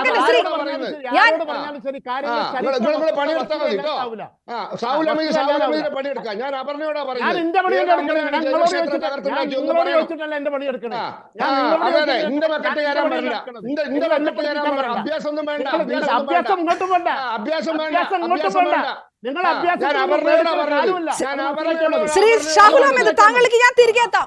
ഞാനൊന്ന് ശ്രീ എം എൻ കാരശ്ശേരിയിലേക്ക് പോയ ശേഷം അദ്ദേഹം പറയുമല്ലോ ചരിത്രം. ശ്രീ എം എൻ കാരശ്ശേരിയിലേക്ക് ഒന്ന് പോയ ശേഷം ഒരു വലിയ ലിസ്റ്റ് പറയാമല്ലോ പ്ലീസ്. അദ്ദേഹം പറഞ്ഞിട്ട് ഞാൻ മറുപടി കൊടുക്കാം. ശ്രീ എം എൻ കാരശ്ശേരി ദയവായി. അപർണ, ഇത് ഇവിടെ ഇതിലിപ്പോ വളരെ പ്രസിദ്ധമായ ഒരു ഉദാഹരണം ഞാൻ പറയാം. ശബരിമല ക്ഷേത്രം നേരത്തെ ഒരു ബുദ്ധ ക്ഷേത്രമായിരുന്നു എന്നുള്ള വർത്തമാനത്തിന് അനേകം വർഷങ്ങളുടെ പഴക്കമുണ്ട്. അതിന് ഇന്നും നിലനിൽക്കുന്ന ചില തെളിവുകളുണ്ട്. അതിൽ ഒന്നാമത്തെ സംഗതി അവിടുത്തെ ശരണം വിളിയാണ്. അതൊരു ബൗദ്ധ പാരമ്പര്യത്തിൻ്റെതാണ്. അവിടുത്തെ നോമ്പ് നോൽക്കുമ്പോൾ വ്രതം 40 ദിവസത്തെ വ്രതത്തില് ബ്രഹ്മചര്യമുണ്ട്, സസ്യാഹാരം മാത്രമേ കഴിക്കാവൂന്നുണ്ട്, മദ്യം കഴിക്കാൻ പാടില്ല എന്നുണ്ട്, സംഘം ചേരുക എന്നുണ്ട്. അത്തരം ചിട്ടകളൊക്കെ ഒരു ബുദ്ധമതത്തിന്റെ അടയാളങ്ങളായിട്ട് ബാക്കിയായതാണ് എന്ന് ചരിത്രകാരന്മാര് എഴുതി ഞാൻ വായിച്ചിട്ടുണ്ട്. നമ്മൾ നോക്കുമ്പോൾ സാധാരണ ഇപ്പൊ അവിടെ ഒരു ഉദാഹരണം പറയാം, അവിടെ ജാതി ഇല്ല. കേരളത്തിലെ ഏറ്റവും വലിയ തീർത്ഥാടന കേന്ദ്രമാണ് ശബരിമല. അവിടെ യാതൊരു ജാതിയില്ല. അവിടെ നേരത്തെ ഒരു വിലക്കുണ്ടായിരുന്നത് യുവതികളായ സ്ത്രീകൾക്ക് പ്രവേശനം പാടില്ല, രജസ്വരാകുന്നതിന് മുൻപോ അത് ആ കാലം കഴിഞ്ഞാലോ അവിടെ ചെല്ലാം. അതൊക്കെ കാണിക്കുന്നത് അതിന്റെ ഹൈന്ദവ പാരമ്പര്യമല്ല, അതിന്റെ ബൗദ്ധ പാരമ്പര്യമാണ് എന്ന്. ഹിന്ദു നിലയൊന്നല്ല. നേരത്തെ ഇപ്പോ ഞാനൊക്കെ 74 ഞാൻ MA പാസ്സായത്. ഞാൻ MA പഠിക്കുമ്പോൾ, കേരള ചരിത്രം പഠിക്കുന്ന ഒരു കാര്യം അത് ഞാൻ പെട്ടെന്ന് ആളുകൾക്ക് മനസ്സിലാവുന്ന ഒരു ഉദാഹരണം പറയാണ്. അപ്പോ ഇന്നിപ്പോ അതൊരു ബൗദ്ധ ക്ഷേത്രമാക്കി മാറ്റണം എന്ന് പറയുന്നത് തെറ്റാണെന്നാണ് എൻ്റെ അഭിപ്രായം. കാരണം ഇതിൽ ഈ തരത്തിലുള്ള തെളിവുകളുണ്ട്, വേറെ കാര്യങ്ങളുണ്ട്. പിന്നെ നേരത്തെ പറഞ്ഞാല് അയ്യപ്പൻ എന്നൊരു ദൈവം സംസ്കൃത സാഹിത്യത്തിൽ ഇല്ല. ആ വാക്ക് തന്നെ ദ്രാവിഡമാണ്. 1000 കൊല്ലം മുമ്പ് അയ്യപ്പൻ എന്നൊരു ദൈവം ഇല്ല. അതിന് വലിയ തെളിവ് അദ്ദേഹത്തിന്റെ സുഹൃത്ത് വാവര് മുസ്ലിമാണ് എന്നുള്ളതാണ്. അപ്പൊ ഇസ്ലാം മതം കേരളത്തിൽ വന്നതിന് ശേഷം ഉണ്ടായ കൂട്ടായിരിക്കുമല്ലോ വാവരുമായിട്ടുള്ള സൗഹൃദം എന്ന് പറയുന്നത്. അപ്പൊ അങ്ങനെ കാര്യങ്ങളുണ്ട്. അപ്പോ ഇതൊക്കെ ഇപ്പോ മറ്റ് അമ്പലങ്ങളെ പറ്റിയുള്ള തർക്കങ്ങളുണ്ടോ ഒക്കെ ഉണ്ടാവും. അതിപ്പോ ഞാൻ അതിലൊന്നും വർക്ക് ചെയ്യുന്ന ഒരാളല്ല. ഞാനിപ്പോ സാധാരണഗതിയിലുള്ള ഒരു കാര്യം പറയാണ്. അപ്പൊ ഇതിപ്പോ നമ്മളിപ്പോ ഞാൻ പറഞ്ഞില്ലേ, കേരളത്തിലെ ഏറ്റവും വലിയ തീർത്ഥാടന കേന്ദ്രമായ ശബരിമലയെ പറ്റി തന്നെ ഈ തരത്തിൽ അത് എങ്ങനെയാണ് ഇപ്പോ കൊടുങ്ങല്ലൂര് ഭരണിയെ പറ്റിയുള്ള ഒരു കഥ, ഇതിപ്പോ ഇതിന്റെ ചരിത്രപരമായ തെളിവ് ഹാജരാക്കാൻ എന്റെ കയ്യിലില്ല. ഞാൻ പുസ്തകങ്ങൾ വായിച്ച് പറയാണ്. അവിടെ തെറിപ്പാട്ട് പാടുന്ന സമ്പ്രദായം വന്നത് അവിടുത്തെ നേരത്തെ ഉണ്ടായിരുന്ന അതിന്റെ ആളുകളെ ഓടിക്കാനാണ് എന്നൊരു കഥയുണ്ട്. എനിക്ക് അറിഞ്ഞൂടാ. ഇതൊക്കെ പുസ്തകങ്ങളിലൊക്കെ വരുന്നതാണ്, ഐതിഹ്യമായിട്ട് വരുന്നതാണ്. അപ്പൊ നമ്മുടെ പല കാര്യങ്ങളും ഐതിഹ്യമായിട്ടാണല്ലോ നിലനിൽക്കുന്നത്. ഇപ്പം പരശുരാമൻ മഴു എറിഞ്ഞ് കേരളം സൃഷ്ടിച്ചു എന്നുള്ളതോ ഒക്കെ ഐതിഹ്യമാണ്. ഇപ്പൊ ചേരമാൻ പെരുമാള് ഇസ്ലാം മതം വിശ്വസിച്ച് പള്ളി മക്കത്ത് പോയി എന്നുള്ളതിന് ഐതിഹ്യമായിട്ടാണ് നിലനിൽക്കുന്നത്. അതിന് ചരിത്ര രേഖകളില്ല. പക്ഷേ MGS പോലുള്ള ചരിത്രകാരന്മാർ പറയുന്നു അത്രയധികം തവണ അത് ആവർത്തിക്കുന്നുണ്ടെങ്കിൽ അദ്ദേഹം പറയുന്നത് അങ്ങനെ ഒരാൾ പോയിട്ടുണ്ട്, 12ാം നൂറ്റാണ്ടിലാണ് പോയത് എന്ന് MGS പറയുന്നുണ്ട്. അപ്പോ അത്തരം തർക്കങ്ങളൊക്കെ ഇനി നമ്മൾ മാന്തി എടുക്കുന്നത് കേരളത്തിൽ തന്നെ പലതരത്തിലുള്ള സാമുദായികമായ ചേരിതിരിവിന് കാരണമാവും. അല്ല, അതെ, തീർച്ചയായിട്ടും ശ്രീ എം എൻ കാരശ്ശേരി, ശ്രീ പത്മനാഭൻ, ഇതൊരു ഒരു അവകാശവാദമായിട്ടോ അതല്ലെങ്കിൽ മറ്റെന്തെങ്കിലും ഒരു ഭിന്നിപ്പിക്കലേക്കോ കൊണ്ടുവരുന്ന കാര്യമല്ല. ഇതൊരു ചരിത്രമായി അംഗീകരിക്കപ്പെട്ട വിഷയമാണ്. കൊടുങ്ങല്ലൂർ എന്നൊരു ക്ഷേത്രത്തെക്കുറിച്ച് താങ്കൾ പരാമർശിച്ചതുകൊണ്ട് എൻ്റെ ജന്മസ്ഥലം അതായതുകൊണ്ട് അറിയുന്ന കാര്യങ്ങൾ എനിക്കും കൂടെ പറയണമല്ലോ. അത് കൊടുങ്ങല്ലൂർ ക്ഷേത്രത്തിന്റെ വിഷയമാണെങ്കിലും അതിന് തൊട്ടടുത്തുള്ള തൃക്കണ്ണാമതിലകമാണെങ്കിലും ഇളങ്കോ അടികൾ ചിലപ്പതികാരം രചിച്ച അവിടെ ആ ക്ഷേത്രത്തിലെ പ്രതിഷ്ഠ എന്ന് പറയുന്നത് ജൈനന്മാരുടെ ദേവിയായിട്ടുള്ള പത്നി ദേവിയായിരുന്നു എന്ന് ഞങ്ങൾ ആ നാട്ടുകാരടക്കം വിശ്വസിക്കുന്ന കാര്യമാണ്. അതായത് ഇതിൻ്റെയൊക്കെ ശേഷിപ്പുകൾ എല്ലായിടത്തുമുണ്ട്. പക്ഷേ ഒരു ഹിന്ദുവും, ഇനിയിപ്പോൾ ജൈനന്മാരിലേക്കാൾ കൂടുതൽ ഒരു പക്ഷേ അത് കൺവെർട്ട് ചെയ്യപ്പെട്ട ഹിന്ദുക്കൾ പോലും ഉണ്ടാകാം, ഇത് ഏത് ഹിന്ദുവാണ് ഇതിനി ഇത് മാറ്റണം എന്ന് പറയുക? ഈ തരത്തിലുള്ള ഒരു വിഷയം ഇവിടെ ഉണ്ടാകാത്തത് ഒരു പക്ഷേ അങ്ങനെ ഒരു സംഘർഷത്തിലേക്ക് കടക്കണ്ട എന്ന് കരുതുന്നത് കൊണ്ടും ഇതിനൊരു ചരിത്രമായി അംഗീകരിക്കുന്നത് കൊണ്ടുമല്ലേ ഇത്തരം അംഗീകാരം അല്ലെങ്കിൽ അത്തരം സഹിഷ്ണുത മറ്റു ചില സ്ഥലങ്ങളിൽ ഉണ്ടാകുന്നില്ല എന്ന് സൂചിപ്പിക്കാൻ വേണ്ടി മാത്രമാണ് ഞാൻ ആ ചോദ്യം ചോദിച്ചത്. ഒരു തെളിവുമില്ലാതെ ഓരോരുത്തർ വായന വരുന്നത് പലതും വിളിച്ചു പറഞ്ഞിട്ടുണ്ടാവും. അയ്യപ്പനും മുത്തപ്പനും ഒക്കെ ശൈവ ശക്തികളാണ്. വടക്കേ മലബാറിൽ മുത്തപ്പനുണ്ട്, അങ്ങ് തിരുവിതാംകൂറിൽ അയ്യപ്പനുണ്ട്. ഇതൊക്കെ ശൈവ ശക്തികളാണ്. അതാണ് ഇങ്ങനെ അപ്പൻ എന്ന് പറഞ്ഞ പേരിൽ അവസാനിക്കുന്നതൊക്കെ ശൈവ ശക്തികളാണ്. ഇവിടെ കുട്ടിച്ചാത്തനുണ്ട്, വടക്കേന്ത്യ കുട്ടിച്ചാത്തനില്ല. ഉണ്ടോ? വടക്കേന്ത്യയിൽ കുട്ടിച്ചാത്തനുണ്ടോ? കണ്ടാകർണനും ഭൈരവനും ഉണ്ട് ഇവിടെ. വടക്കേന്ത്യയിലുണ്ടോ? ഇതൊക്കെ ശൈവ സങ്കല്പങ്ങളിൽ ഓരോ ജാതിക്കാർ ഓരോ വിഭാഗങ്ങൾ സങ്കല്പിച്ച് ആരാധിച്ചതാണ്. അതൊക്കെ ബുദ്ധനാണ് ജൈനനാണെന്ന് പറയാൻ യാതൊരു അടിസ്ഥാനപരമായ ഒരു തെളിവുമില്ല. വായ തോന്നി വിളിച്ചു പറയുക. ഈ അയോധ്യ കേസിൽ വിധി വരാൻ കാരണം എന്താ അറിയോ? കോഴിക്കോട്ട് മുക്കത്തുകാരൻ KK മുഹമ്മദിന്റെ നേതൃത്വത്തിൽ, പ്രൊഫസർ ലാലിന്റെ നേതൃത്വത്തിൽ, അദ്ദേഹത്തിന്റെ ഗുരുനാഥൻ അവിടെ ഖനനം നടത്തിയ ആർക്കിയോളജിക്കാർ കൊടുത്ത തെളിവിന്റെ അടിസ്ഥാനത്തിലാണ് സുപ്രീം കോടതി വിധി പറഞ്ഞത്. അല്ലാണ്ട് RSSന്റെ BJPന്റെ തടിമിടുക്ക് കണ്ടിട്ടൊന്നല്ല സുപ്രീം കോടതി വിധി പറഞ്ഞത്. പ്രൊഫസർ ലാലും KK മുഹമ്മദും ഖനനം ചെയ്ത് അവിടെ ഒരു മറ്റേ വൈഷ്ണവ സങ്കല്പത്തിലുള്ള ഒരു ക്ഷേത്രം നിലനിന്നിരുന്നു എന്ന തെളിവുകൾ അത് പരിഗണിച്ചിട്ടാ സുപ്രീം കോടതി പറഞ്ഞത് അവിടെ ഒരു ക്ഷേത്രം ഉണ്ടായിരുന്നു. എന്തൊക്കെ ആയാലും അതുകൊണ്ട് അത് തൽക്കാലം ഹിന്ദുക്കളെ കൊടുക്കട്ടെ, പള്ളിക്ക് മറ്റൊരു തടിമുടുക്ക് സങ്കല്പത്തിന്റെ ആ കാലത്തേക്കൊക്കെ പോയി കഴിഞ്ഞാൽ ഹിന്ദുമതം പോലും അത് രണ്ട് തരത്തിലായിരുന്നു എന്ന് അറിയപ്പെടേണ്ടി വരും. താങ്കൾ പറഞ്ഞ എന്താ സംശയം? എന്താ ഇതിൽ പല വിഭാഗങ്ങളുണ്ട്. താങ്കൾ പറഞ്ഞ കൊടുങ്ങല്ലൂർ ക്ഷേത്രം ശാക്തേയ പൂജ നടക്കുന്ന വിഷയമാണ്. അതൊരു 13ാം നൂറ്റാണ്ട് വരെ ശാക്തേയ പൂജകളൊന്നും ഹിന്ദുമതത്തിന്റെ ഭാഗത്ത് ഉൾപ്പെടുത്തിയിട്ടില്ല. ബ്രാഹ്മണർ അവിടെ പൂജ ചെയ്തിട്ടില്ല. പറഞ്ഞ് അവസാനിപ്പിച്ചോളൂ ശ്രീ മതമല്ല, ഇതൊരു ധർമ്മമാണ്. ഞാൻ പറയട്ടെ, മതമേ അല്ല, ബാബരി മസ്ജിദ് രാമജന്മഭൂമി പ്രശ്നം അവസാനിപ്പിച്ച് കോടതി ഒരു വിധി പറഞ്ഞപ്പോ അവിടെ ആർക്കിയോളജിക്കൽ സർവേ ഓഫ് ഇന്ത്യയുടെ സർവേ റിപ്പോർട്ടിൽ അവിടെ ഒരു രാമക്ഷേത്രം ഉണ്ടായിരുന്നു എന്ന് എവിടെയും പറഞ്ഞിട്ടില്ല. അവിടെ ക്ഷേത്രം ഉണ്ടായിരുന്നു എന്ന് പറഞ്ഞിട്ടുണ്ട്. അവിടെ കെ മുഹമ്മദിനോട് പോയി ചോദിച്ചു. കെ മുഹമ്മദ് പലതും പറയും. കെ മുഹമ്മദ് പലതും പറയാൻ പറ്റൂല. അയാള് രാഷ്ട്രീയക്കാരനല്ല, ബിജെപി മണ്ഡലം പ്രസിഡന്റ് അല്ല. ഈ കാര്യങ്ങളൊക്കെ ആർക്കിയോളജിക്കൽ സർവേ